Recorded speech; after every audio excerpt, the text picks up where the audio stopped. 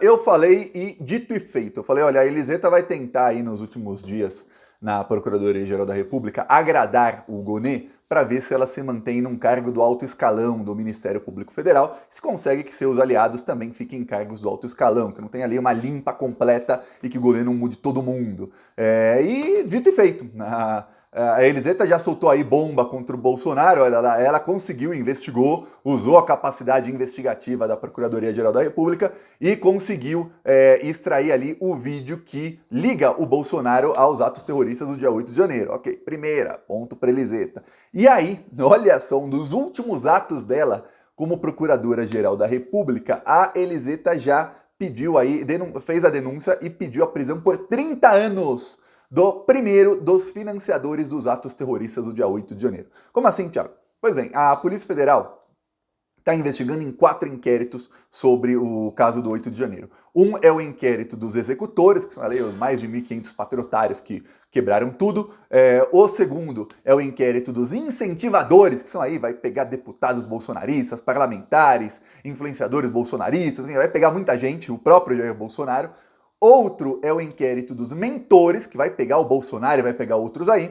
E outro é o inquérito dos financiadores, quem é que deu dinheiro? Pois bem, esse inquérito dos financiadores está sob sigilo absoluto, mas parte do inquérito já foi concluída, e então a Polícia Federal junto com a Procuradoria-Geral da República, concluíram ali que um dos financiadores, um bolsominion que fretou 4 ônibus, olha, o cara gastou dinheiro do próprio bolso, fretou 4 ônibus e ainda deslocou 2 caminhões para Brasília no dia 8 de janeiro, ele já foi denunciado, ele vai ter que pagar uma multa aí milionária, e a Procuradoria-Geral da República pediu 30 anos de jaula para o primeiro dos financiadores.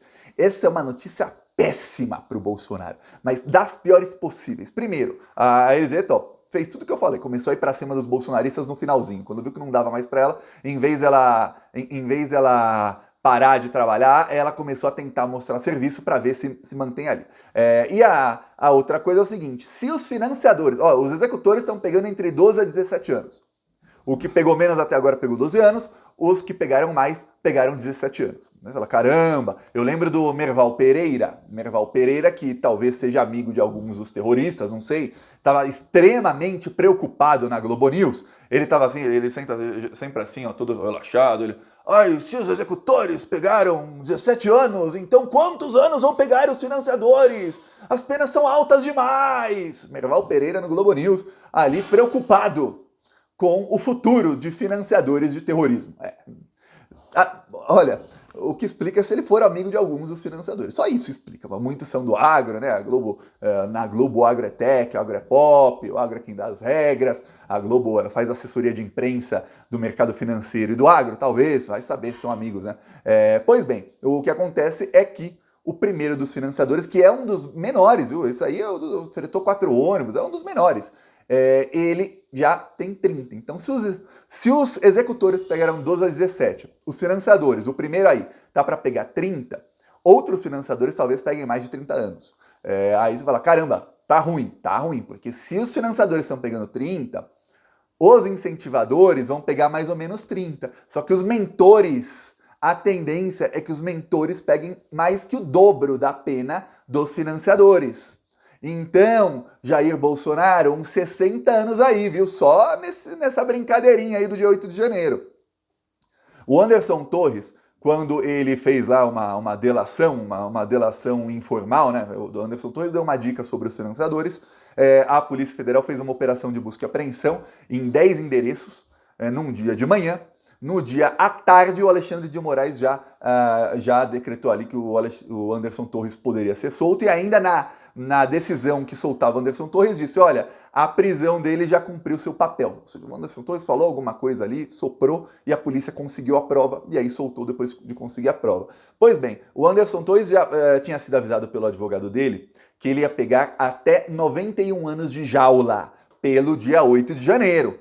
Fora o que ele pode pegar por tentar ali roubar a eleição, que é um crime no qual o Bolsonaro também está envolvido. Então você pensa, se para Anderson Torres, que era o secretário de Segurança Pública, chefe da Polícia Militar do Distrito Federal, 91 anos de jaula, se para os financiadores, tá, 30 anos de jaula, pro mentor chefão da quadrilha, olha, eu vou falar, a coisa vai ficar bem feia pro Bolsonaro. Então tá batendo desespero agora no Bolsonaro, porque o Gonê assume, neste momento em que você está assistindo o vídeo, o Gonê deve estar se preparando para assumir como Procurador-Geral da República. Ele assume, ele senta na mesa e ele já vai ter muito trabalho, viu? O Alexandre de Moraes e o Gilmar Mendes estão assim, ó, estão assim, na jugular do Gonê, assim, trabalha rápido, que a gente está com pressa de prender a quadrilha.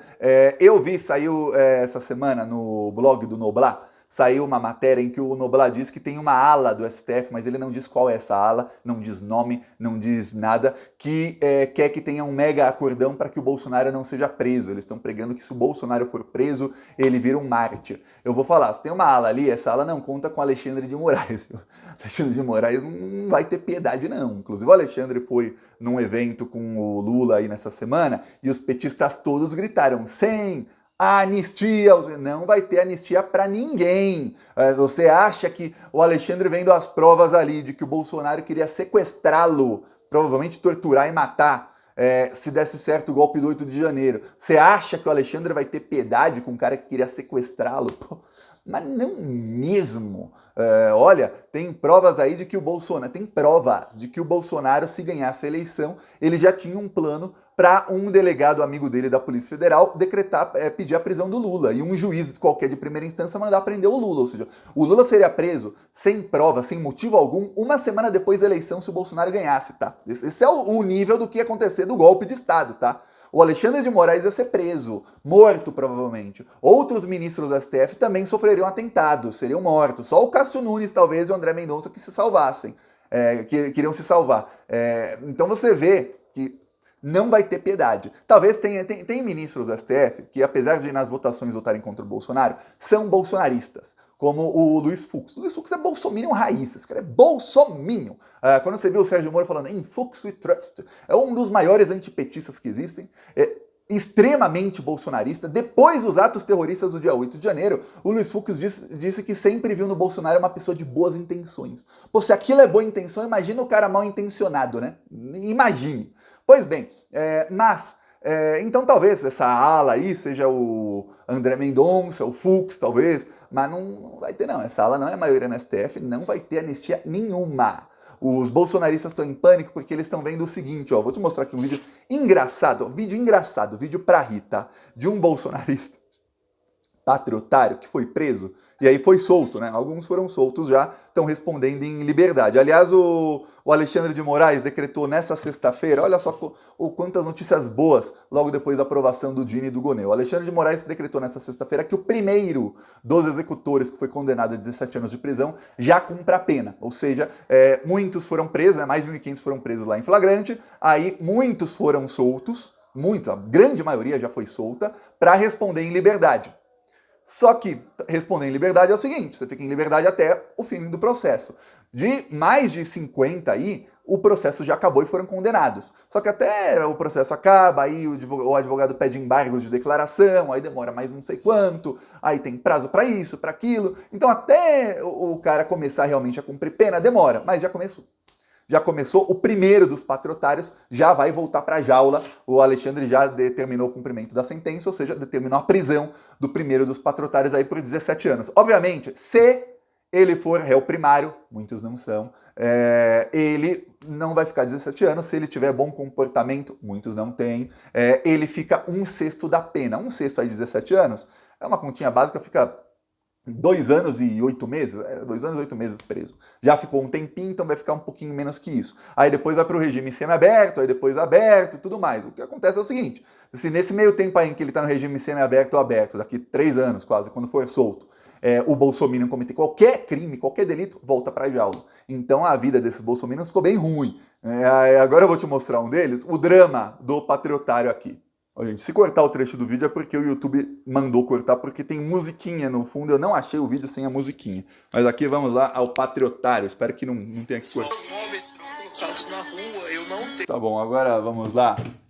Se este patriotário tivesse ficado em casa no dia 8 de janeiro... Olha, eu não tô falando fazer uma coisa difícil, não. Ficar em casa num domingo. Uma coisa coisa simples de fazer, muita gente faz, muita gente adora fazer isso nos domingos, que é ficar em casa. Ou uma coisa ainda mais simples, se o patrotário não tivesse ido a Brasília quebrar tudo e fazer um ato terrorista, não estava sendo despejado, não estava com os móveis na rua, não estava aí passando dificuldade, não estava com uma tornozeleira eletrônica que o impede de conseguir emprego. Ainda colocou a bandeirinha do Brasil na tornozeleira. Então faz arminha que passa, amigo. Pede lá pro Bolsonaro, não recebeu 17 milhões de Pix? Capaz esse patrotário ser um dos que fez Pix lá pro Bolsonaro. É simples, era só não ter cometido um ato terrorista. Aí pronto, o cara estava empregado, estava bem, não tinha perdido o emprego que foi preso, estava com liberdade de ir e vir sem tornozeleira, não estava aí chorando, não estava com os móveis no meio da rua. O Bolsonaro, certeza que nesse momento está muito mais confortável, mas calma, patrotário, já já você vai ser aí, esse ainda não foi condenado, já já você vai ser condenado e aí, olha, você vai ter 3 refeições garantidas na jaula. 3, olha que coisa boa. E se você conseguir ficar na papuda, muitos não conseguem, muitos vão para presídios normais, viu? Mas se você conseguir ficar na papuda, é capaz de você fazer aquilo fechado com o Bolsonaro. Eu adorava quando os bolsominions faziam hashtag fechado com o Bolsonaro. Que falava, olha, dito e feito, vocês ficaram todos fechadinhos com o Bolsonaro na jaula. Eu só não imaginava que aconteceria esse 8 de janeiro da maneira que aconteceu e que realmente milhares de bolsominions seriam presos junto do Bolsonaro. Eu achei que só o Bolsonaro, os parlamentares, alguns dos seus ministros seriam presos. Mas olha só que presentão que deram pra gente. Ah, males que vem pra bem. Vários terroristas aí, gente que tinha potencial, tanto é que acabou cometendo ato, também serão presos com o Bolsonaro. E já o primeiro dos financiadores está para pegar aí 30 anos de jaula. A Eliseta acelerou, já pediu aí, já denunciou ele, já pediu a prisão. E na esteira aí, no próximo mês, deverão outros dos financiadores também começar a ser denunciados. Então a giripoca vai piar para todo mundo. Agora você vai ver Bolsominion desesperado para cima e para baixo, viu? Que até então a gente sabia, esses aí, mais de 1.500, que são os terroristas, os executores. Só que os financiadores, até então a gente não está sabendo quem são, porque a investigação está sigilosa. Então, o diretor-geral da Polícia Federal falou que emitiria um relatório parcial ou final de algumas dessas investigações. Estamos aí já quase no Natal, pô. Falta o quê? Uma semana para o Natal? Menos de uma semana? Tá na hora, tá na hora. Deve ser essa semana, porque hoje, assumindo o Gonê, os bolsominions, o diretor pode já indiciar todo mundo. Havia um medo com a Eliseta e havia um medo muito maior com o Augusto Aras de que se a Polícia Federal indiciasse alguém, a Procuradoria-Geral da República arquivasse. Se arquivar, ferrou, porque tem que ter um fato novo para desarquivar. E às vezes não tem fato novo, não é tão fácil encontrar um fato novo. E aí fica arquivado, às vezes, por muito tempo, às vezes até para sempre. Então, estava havendo essa espera, eu tinha uma impaciência muito grande do Alexandre de Moraes. O Lula fez uma mega articulação, viu? Às vezes a gente não entende as decisões do Lula. O Lula demorou 2 meses para indicar o Procurador-Geral da República. Ele fez uma mega articulação para que também tivesse clima para que o Flávio Dino pudesse ir para o STF. Por isso que ele demorou tanto para o Procurador-Geral da República também. Foi uma mega articulação aí do Lula nos bastidores. Deu certo. Os ministros da STF estão aí com pressa, a Polícia Federal está aí com pressa, e agora, quando forem indiciados, quando a Polícia Federal pede indiciamento, geralmente já pede a prisão junto, tá?